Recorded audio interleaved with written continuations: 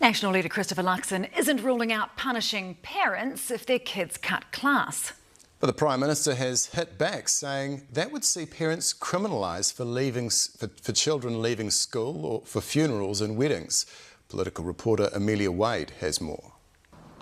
It's not just COVID keeping kids from class, it's often poverty and housing insecurity. If you're in a school in Pukekohe and you're suddenly in emergency housing in Mangere, the cost of uniforms and all the other stuff starts to play into that. Brendan Crompton tracks down students missing school and says there's something else going on too.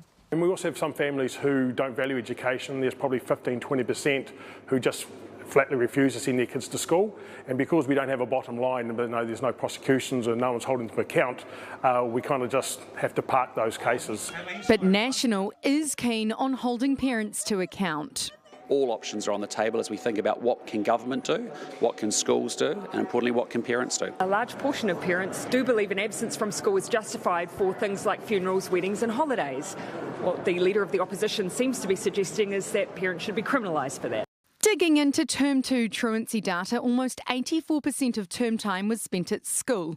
10% of absences were justified and almost every reason given was illness. Almost 6% was unjustified and most had no real excuse. Schools and the Ministry of Education have been able to prosecute the parents of truant children for almost 30 years.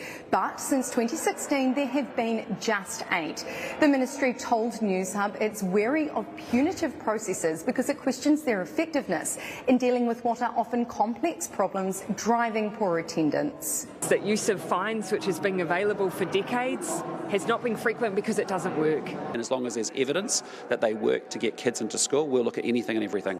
National promising to release its full policy on truancy early next year. Amelia Wade, Newshub.